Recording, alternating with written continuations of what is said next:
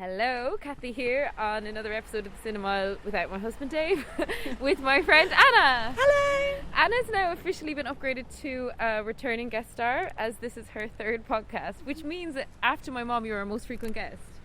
Very excited. I'm chuffed with that. And funnily and by complete coincidence, the first movie Anna came to was 50 Shades Darker. She hadn't seen 50 Shades of Grey, so she hadn't seen the first one.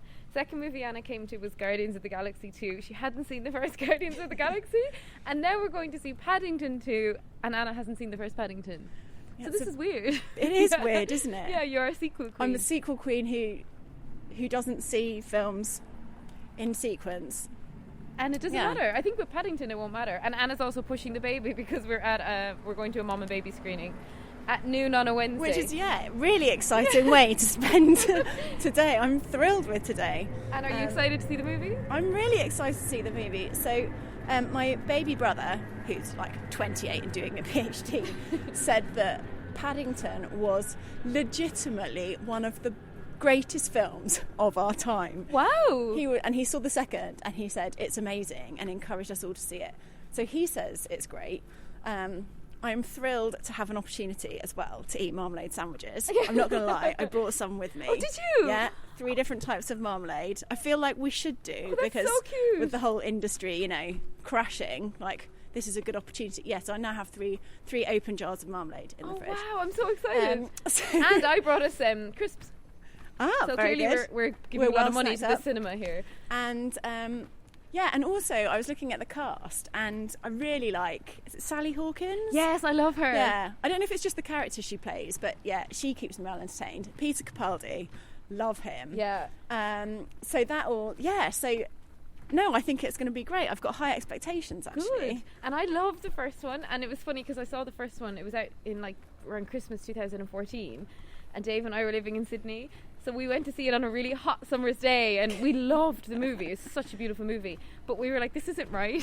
Yeah, it's should see this in the cold. November, on a grizzly Wednesday. Yeah, it's the perfect kind of film to see at this time of setting. Year. And we're going to a cinema neither of us have been to, which a is posh one, really fancy Olympic cinema in Barnes. Even just walking through Barnes, I'm like, this is so nice. So we're really excited to go to the cinema, so we'll get coffee, should be fun. And so the first movie was a really beautiful kind of message on accepting immigrants and embracing new people, and it was the story of Paddington arriving in London from because he's a Peruvian, isn't he? Yeah, Peruvian. So I'm really interested to see what the message is in this movie because it was a very lovely one. The other thing I meant to tell you about the first movie is because Anna's got a little girl. I wouldn't show it to her. I think she's too young. Yeah, it's funny. She's actually at she's gone to see the dinosaurs today. But yeah, I've heard that actually because it's a PG, isn't it? Yeah, and it actually says, because when I was looking up this cinema, it says babes in arms but not under 2.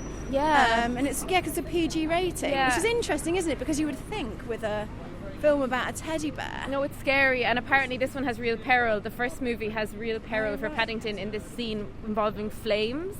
And the screening Dave and I went to, a little girl cried so much her parents took her out. She was really scared. So part of that's really interesting in that tradition of, say, movies like The Lion King, where you would have Mufasa dying and it's really traumatic. This movie has some trauma for young kids, so he can go because he's under 12 months. But yeah, you can't go over 12 months. Weird. Yeah. Which I guess though is no bad thing because films are like books and things, aren't they? They actually help children often to learn with and deal with difficult situations. There's nothing wrong with having a bit of that, but you have to make sure you get that age. But I think it looked a bit scary. Anyway, we better go. And apparently Hugh Grant's amazing in this, so we're excited to see him. Oh, yes. Excellent. Okay, bye. Bye. Are you quite sure you're ready for the workplace, Paddington? It's Phoenix Buchanan, Dad's celebrity client. I suppose you know who I am. Oh yes, you're a very famous actor. VIP, celebrity. Or used to be. Now you do dog food commercials. This pop-up book, where on earth did you find it? Mr. Gruber's antique shop. Stop! Freeze! Right, we are out of Paddington 2 and walking through some lovely autumn leaves and enjoying the cold weather. Anna, thoughts on Paddington? Yeah, it was a lovely film. Certainly, I don't think it disappointed. I didn't leave the cinema thinking that was the most amazing film ever, but I wonder though whether that's me also being a grown-up, if you know what I mean. We sort of said to each other while we were in the film, it's a shame that we're not a viewing with more children, because I think if you were there with them and watching the kids laugh at sort of the kiddie stuff, it would probably have added quite a lot to it. Yeah, that was the joy of the last one. Like, despite one little girl crying and running out, it was so infectious, the kids' laughter, because it's really slapstick comedy. It really adds a lot. Yeah, and ironically, this screen was full of kids, but they were all basically babies, so none were contributing. Yeah, so I really missed, because there was whole slapstick scenes where nobody laughed. It's because a bit like going to a panto without kids. It would be a bit weird. It wouldn't work. And I wanted to laugh because I was enjoying the scenes, but I would have only laughed if I was in a room with other people laughing, I think. And it's interesting, because I like such a fan of the first one, and I was a really big fan of this as well. But I don't know, I didn't love it as much as I expected to. Now, I think part of the problem was, I guess this makes sense for mom and baby screening. They had subtitles, which we guessed was because this baby's crying and you can't hear all the dialogue. But it meant that a lot of the jokes were up on screen before they happened, so it kind of ruined the punchline. But I love the overall message of it. I love Paddington Bear, like, such an amazing cast of characters. And Hugh Grant was like in his element, wasn't he? Yeah, his element. Well, yeah, I suppose. I mean, he always plays some bumbling posh guy. But it was quite a fun role. It was really fun. You know, he did, and he did really get into it as well. He was like, he was a panto. Into panto mode. Did you ever see the movie Music and Lyrics? I don't think so. With him and Drew Barrymore. It's actually one of my favourite rom-coms ever, and he is spectacular in it. And he's very like this. He's playing like an aged singer who's trying to make a comeback, and he's really good in it. But it's actually quite a heartwarming movie as well. But yeah, and then we were also kind of commenting, like, it's a real... Like, I didn't live in London before I saw the first one, so I mean, I got that they lived in a nice area, but I didn't quite get it. Now watching it, living in London, I'm like, that's a £10 million house they live in. Like, that street's outrageous. That's like 15 million. Yeah, like, it's so upper middle class, and it's so posh, and it's so undiverse, the movie. So you kind of notice those things. But and that struck me at first. Within like the first 15 minutes, the family is very middle class, very white, very British. But I did feel that actually there was diversity in the rest of the character and in things, in certain scenes, like in the courtroom scenes and various different. Oh, sorry. Yeah. In various different scenes, I felt like there was diversity when there could be. Yeah. But at the same time, when I started to reflect on it, I mean, Paddington Bear was written 50, 60, 70 years ago, and it was based on sort of a white British family. Yeah. So I suppose there's probably also something in staying true to the source. Books. It's a bit of a conundrum, because it's filmed obviously now. Yeah. But in terms of when it was written, is you don't want to lose too much of what Paddington Bear was, I suppose. I don't know how you. Yeah, and they did some nice up, bits where they made it more old-fashioned, where everyone, when they make a phone call, uses a phone box. So that was quite cute. Like, they didn't have much technology in the movie, albeit it was set now. There was definitely some product placement for the Shard in there. There was definitely a lot of shots of the Shard. But like, I mean, it has a lovely message, which was, befriend anyone, be kind to people, don't judge a book by its cover, all that stuff. He's a very sweet character, very moral little bear. And he's I think the guy Ben Whishaw who does his voice does such a good job. Like, I really enjoy his voice, and his animation is beautiful, and it was a bit funky. It was a bit like Wes Anderson, or like, it looked really good. Like, overall, but I just don't know if it was the screening we were at with the subtitles and the lack of children. I feel like... I think we would have got something in addition I think we thought it was a good film. Yeah. But we would have got more if there had been small people around. Yeah, it would be... Like, now, can you picture watching that, like, at Christmas with your daughter? It would be so beautiful. Oh, yeah. It would be amazing. And I just... Yeah, I loved it. I loved Hugh Grant.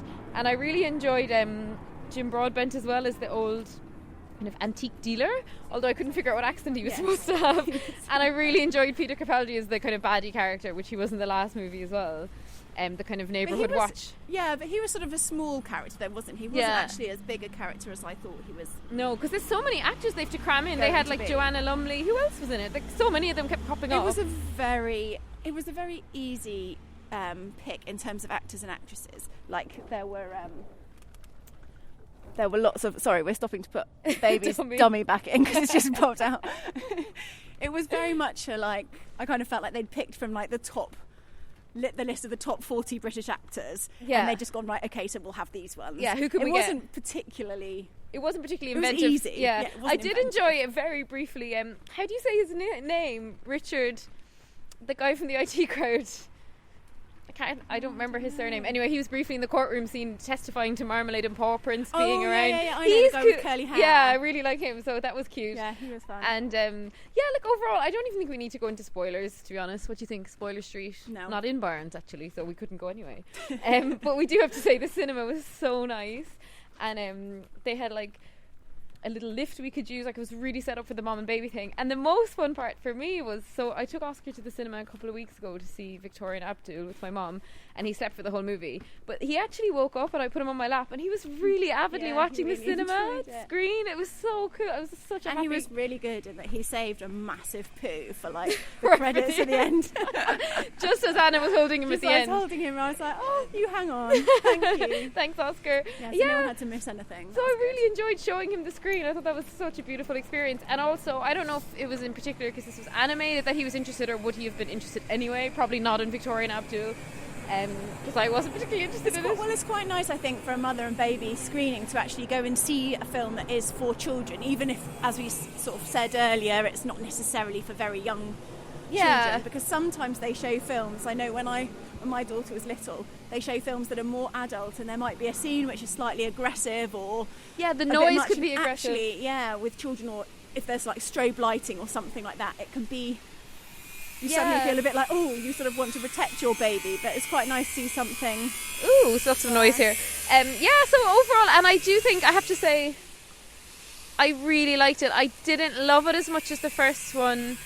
But interestingly, I was reading earlier that it's done way bigger in the box office in Britain. They released it in more cinemas, so that would naturally account for a bit of a leap. But also, because the first movie was 3 years ago, I guess there's been a lot of people who've watched it since it came out. Did you see the M&S ad with Paddington?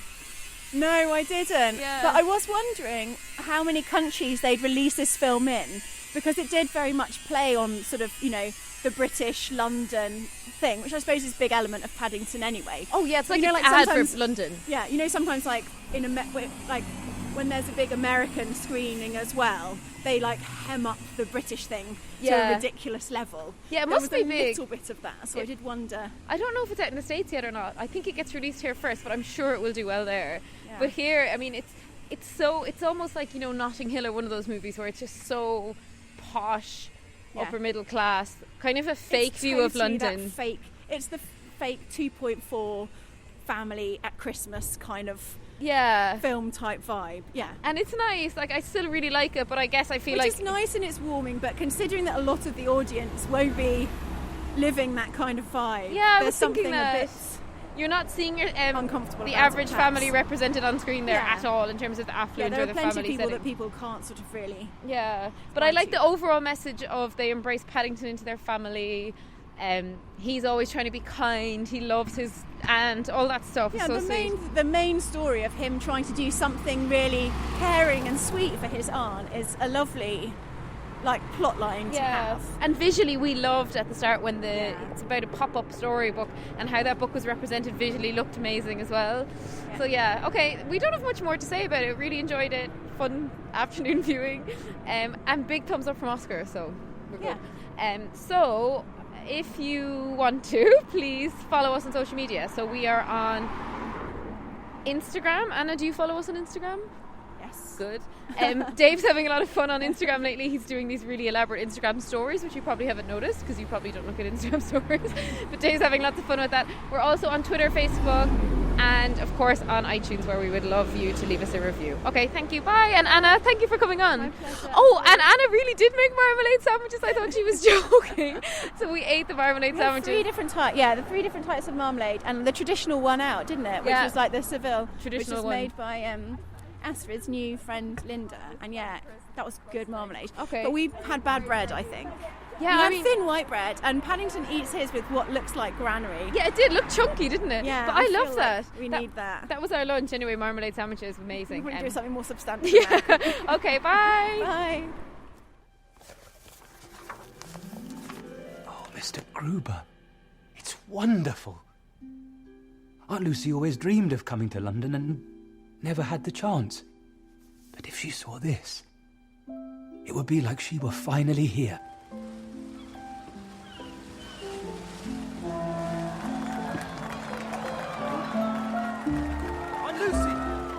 Aunt Lucy! Lucy!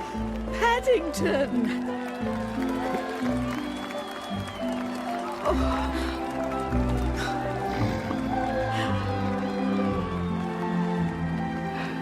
Come with me, Aunt Lucy. Oh, yes, please. I want to see everything.